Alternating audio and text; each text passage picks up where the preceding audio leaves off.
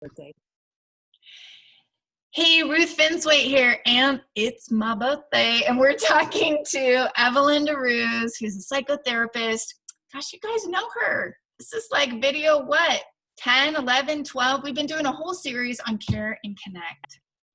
And we want to help you guys as we're moving from home to starting to venture out a little bit.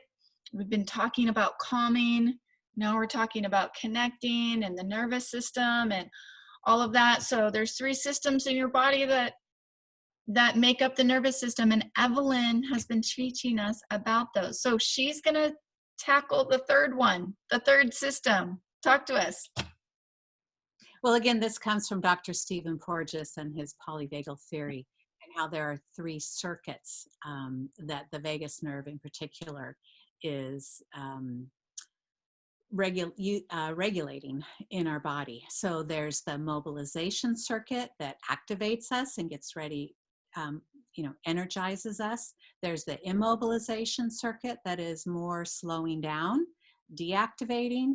And then the third one is my favorite. That's the social engagement system. Now that all 3 of these work together. It's not like, okay, this one is completely off and now this one's completely on.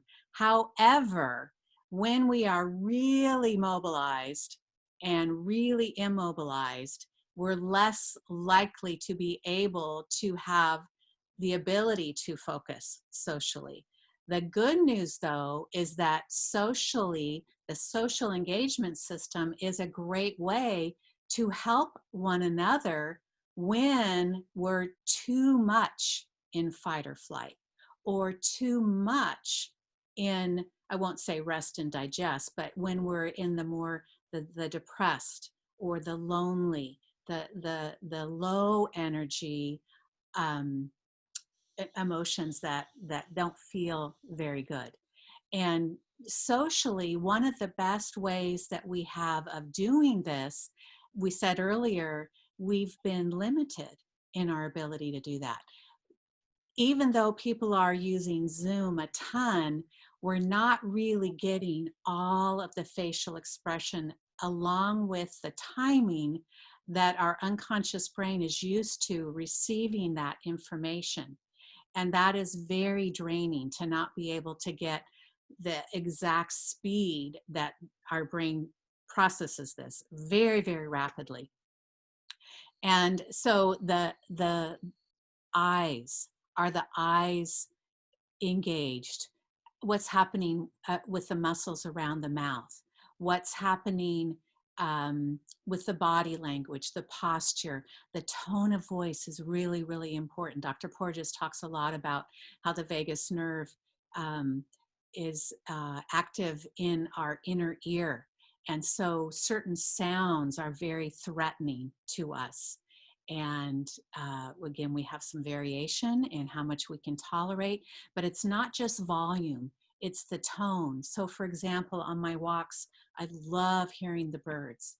And the birds can sometimes be really, really loud, but that is calming, and that is something peaceful for me, something actually delightful. So it's both on the calming, but it's also kind of energizing. There's joy. It's melodic. It sounds really happy to me. So, but it also is social. The birds are communicating with one another. And so all 3 of those circuits are engaged for me when I hear the birds. But this morning, the garbage truck was here, and that was also high volume, but it was low frequency.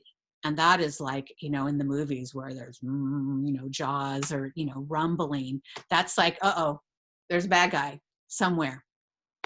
So all of these things, the tone of our voice, the look on our face, the look on our eyes, the micro expressions in the muscles of our face, so many of these things we really need to help regulate one another, to let people know, I'm safe, you can approach me. Well, as we go back out, people are covering most of that information with a mask. So we're getting this contradictory information. On the one hand, oh, you're safe, you're wearing a mask. I can trust you because you're honoring me by wearing a mask. To me, wearing a mask is an emblem of I am protecting you from me. And yet many people in fear wear a mask just thinking you're all so scary out here. So we have a lot of variation in that. But the thing that I don't know that we think about so much is we're hiding all of the muscles around our mouth, and we don't know as much information, kind of like electronically. We're limited. The good news is a genuine smile will show up in our eyes. So I make an extra special effort when I'm wearing a mask to be conscious of, am I doing a genuine smile? Because then at least my eyes are giving that little bit of information. And if I speak, maybe I'll slow the speed of my talking. Not so much that it's bizarre, but being a little bit more conscious of what are the cues that I can give to people who may be very nervous as they step out, or to those who may be so activated in fear, but there may be those who are activated on the fight side. And they're like, I am so angry that I've been, imprisoned, if you will. And I'm going to show you that I'm not afraid. And so how can I be aware of what might be going on with those people too, and be a calming presence that does not increase the unhealthy activation, but can be as much as I am able to be, to engage socially.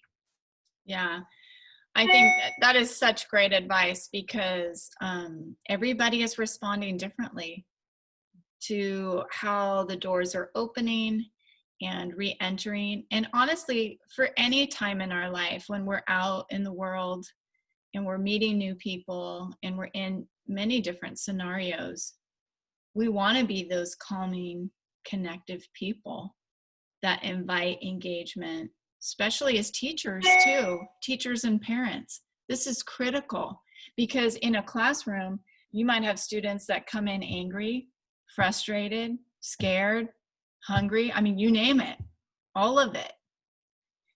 And to be able to be aware of what's going on in your nervous system so that you can be a calming, inviting presence for your students or your children. Critical, guys. I love this, Evelyn. Thank you so much for all this great content and information and tips and just really developing self-awareness. Wouldn't you Right. say that that's like the underlying goal that we've been working on here? It really is. And then being able to know, okay, what's happening in my nervous system? Am I ramped up a little bit too much for the person that I'm with right now? Maybe I can match their level of activation a little bit better. Maybe I'm under responsive to them and they're very activated. And so I want to meet them where they are. All of this asks a lot of us to be adults, to not be at the center of the universe where it's all about me, but to really be able to be responsible for myself, to know this is what's going on in me. Maybe I need some more downtime. I'm too activated.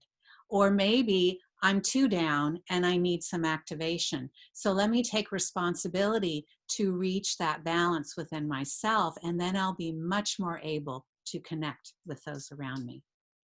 That is so fantastic. And on that note, you guys, we are going to end this series, but we'll be back because we love bringing tools, bringing information that can help us all be self-aware and be connective, calm people that are able to impact, love, and care for the children, whether in their classroom or in our home or in our community. So, hasta pronto. Have a wonderful afternoon.